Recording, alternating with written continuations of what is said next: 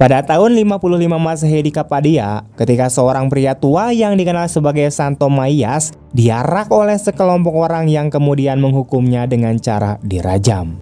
Ketika Maiyas menjadi tak berdaya dan tidak sempat bergerak, seorang pria maju mengambil batu besar dan menghantamkan batu tersebut ke kepalanya hingga sang Sato tewas.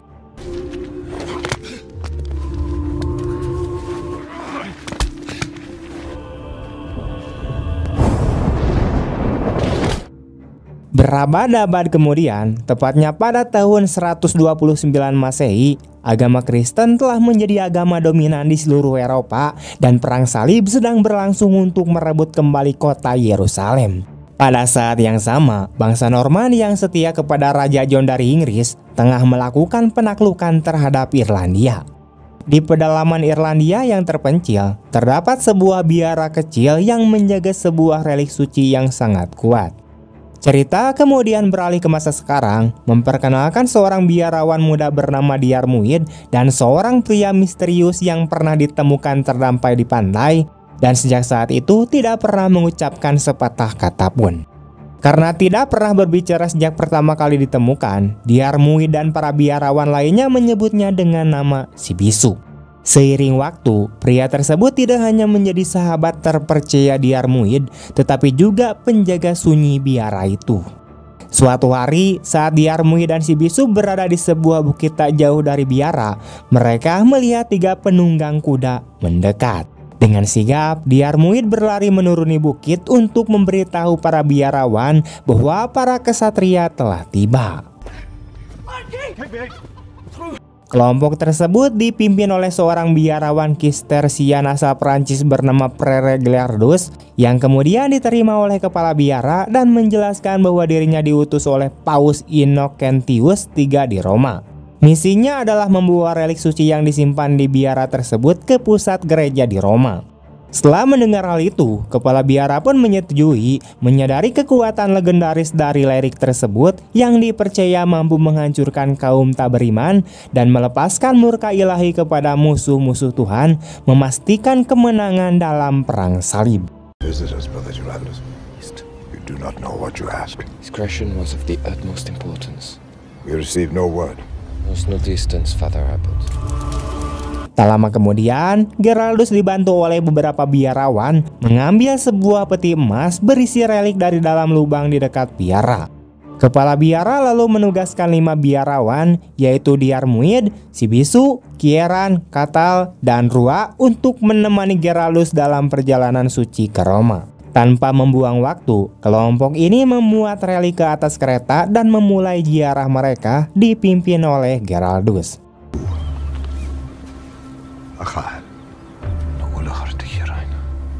Go with God.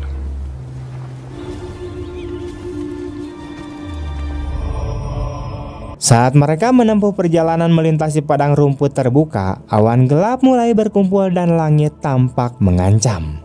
Tiba-tiba, kereta yang membawa relik itu tidak bisa digerakkan, seolah-olah relik tersebut memiliki beban yang jauh lebih berat dari seharusnya. Para biarawan berusaha mendorong kereta tersebut hingga petir menyambar peti emas, menyebabkan api menyala dan kepanikan singkat terjadi.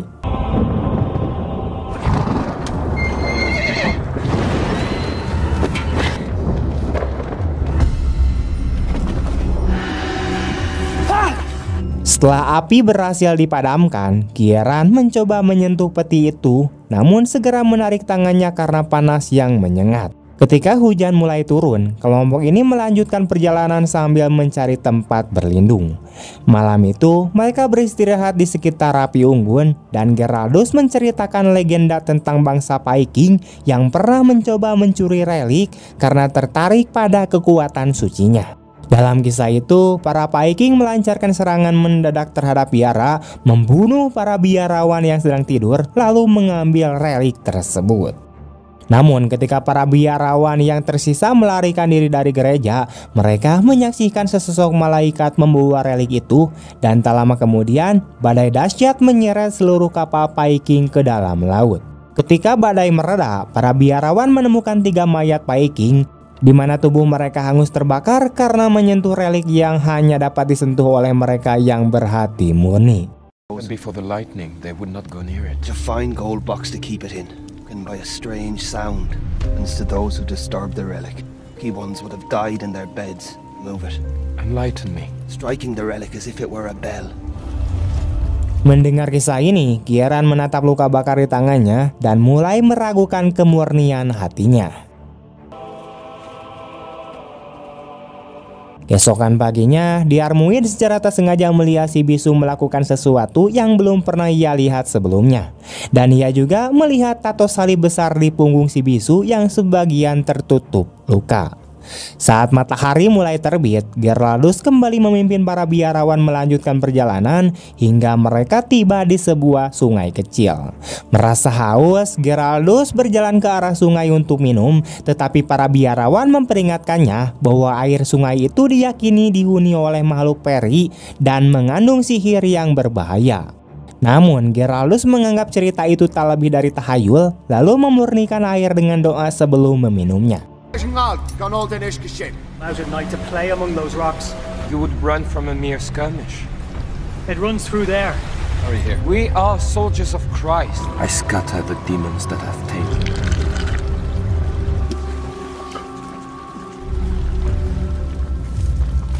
Perjalanan mereka kemudian berlanjut hingga memasuki sebuah hutan, tempat mereka bertemu dengan pasukan sekutu Romawi.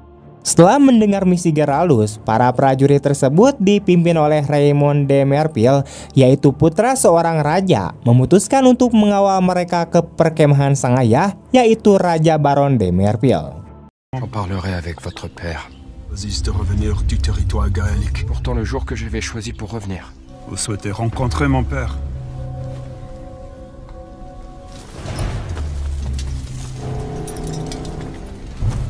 Dalam perjalanan, mereka menemukan bangkai seekor rubah yang tertancap di pohon, dihiasi dengan simbol suku Ua Mora, yaitu suku yang dulunya saleh, namun kemudian menyembah berhala setelah doa mereka untuk menang dalam perang tak pernah dikabulkan. Di saat yang sama, pasukan Raymond melihat pencuri ikan di seberang sungai dan menembakkan panah untuk menangkap mereka.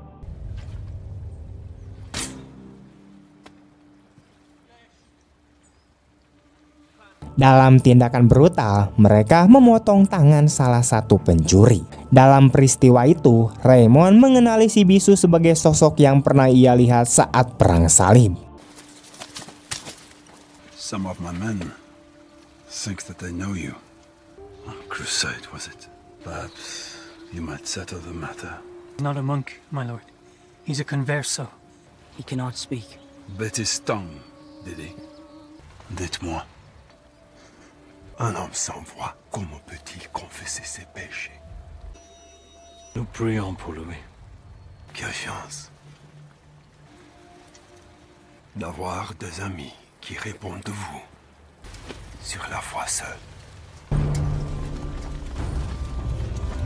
Akhirnya, rombongan ini tiba di perkemahan kerajaan dan bertemu dengan Baron yang dikenal karena kesetiaannya pada Tuhan. Tertarik pada relik tersebut, Baron meminta untuk melihatnya dan Geraldus pun menyetujuinya. Ketika peti emas dibuka, mereka menemukan sebuah batu sederhana di mana batu yang sama yang dulu digunakan untuk membunuh Santo Mayas. He was martyred. Broke his bones and spilled his blood. Matthias was elevated to heaven. Keesokan harinya, Geraldus dan rombongannya melanjutkan perjalanannya dengan dikawal oleh pasukan Raymond. Namun sesampainya di sungai, mereka mendapati jembatan yang seharusnya mereka lewati telah dibakar oleh anggota suku Ua Morta. Raymond dan beberapa anak buahnya memutuskan untuk mengejar pelakunya, sementara Geraldus dan sisanya meneruskan perjalanan melewati hutan yang kini menjadi wilayah berbahaya. Tiba-tiba mereka disergap oleh anggota suku tersebut.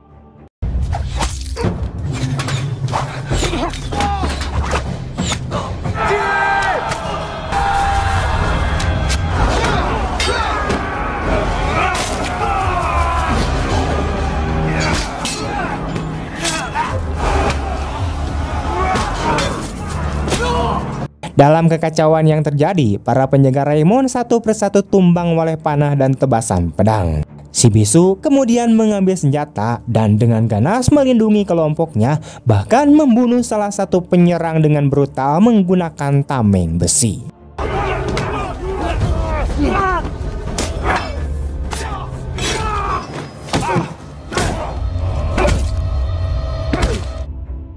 Karena keganasannya, anggota suku yang tersisa pun akhirnya mundur. Namun satu orang berhasil mencuri kereta yang membawa relik setelah membuat Kieran tak sadarkan diri. Diarmuid mengejarnya, tetapi si bisu yang masih dikuasai amarah menyerang siapa saja hingga akhirnya Diarmuid berhasil menenangkannya. Setelah kejadian itu, Geraldus, Diarmuid, si bisu, dan satu-satunya biarawan yang selamat yaitu Katal memutuskan untuk mengambil kembali relik dan menyelamatkan Geran. Work is not yet done. Go forth with an untroubled heart and slew many kings. Geraldus menyerahkan pedang kepada si bisu dan mereka mulai menelusuri jejak kereta yang dicuri. Akhirnya mereka menemukan pemukiman suku Uamora dan karena jumlah musuh sangat banyak, mereka memilih bersembunyi dan menunggu malam.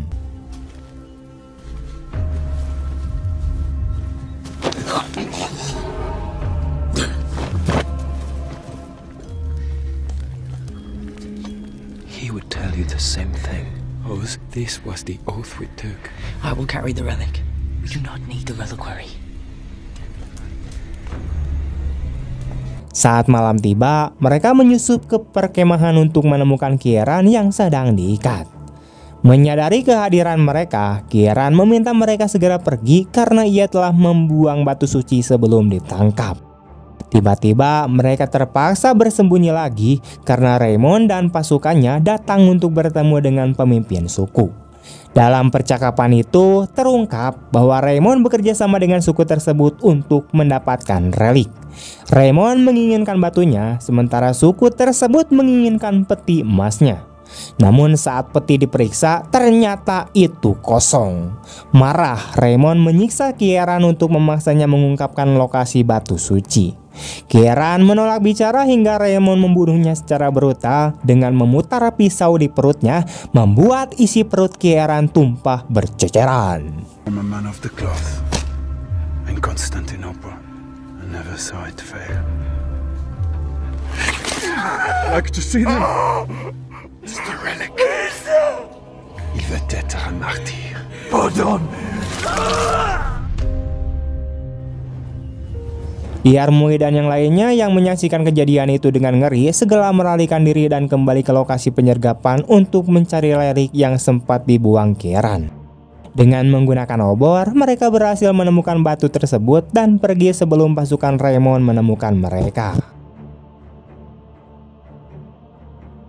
Keesokan harinya, saat beristirahat, Katal mulai putus asa karena merasa tidak akan selamat dari kejaran pasukan Raymond. Saat suara trompet dari pasukan musuh semakin dekat, mereka melarikan diri ke bukit yang diselimuti kabut dan bersembunyi di rawa. Meskipun medannya berbahaya, mereka tetap berusaha maju. Di suatu titik, Raymond mencoba memancing Geraldus dengan berteriak ke arah kabut, hampir membocorkan posisi mereka. Namun Geraldus berhasil menghindar dan bergabung kembali dengan kelompoknya.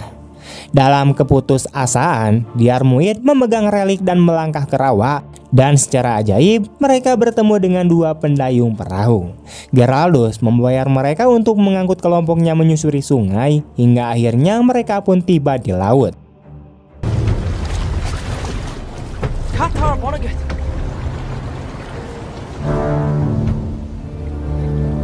Namun karena air laut sedang surut, mereka harus menunggu hingga malam untuk berlayar. Sayangnya, sebelum mereka sempat pergi, pasukan berkuda Raymond akhirnya tiba. Dalam tindakan pengorbanan terakhir, Geraldus memohon kepada si bisu untuk menahan musuh agar yang lain bisa melarikan diri.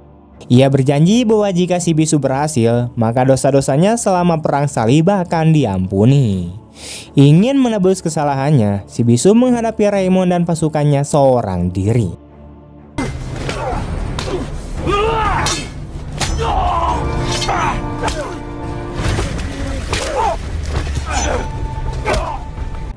Sementara itu, Gerardus dan yang lainnya berusaha mendorong perahu ke laut, tetapi pasukan Raymond menembakkan panah dan menewaskan salah satu pendayung.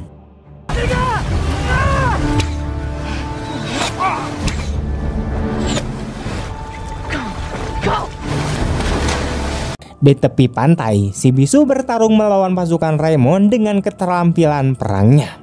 Akhirnya, Raymond sendiri kemudian turun tangan. Meskipun ia berhasil melukai si bisu dengan senjata tajam, si bisu menggigit lehernya hingga menyebabkan kematian keduanya.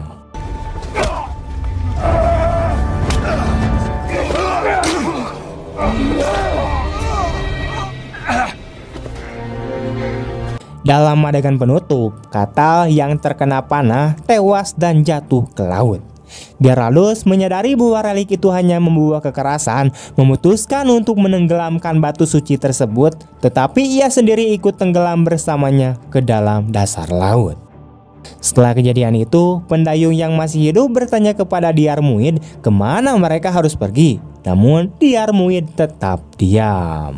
Dengan begitu, film pun selesai sampai di sini.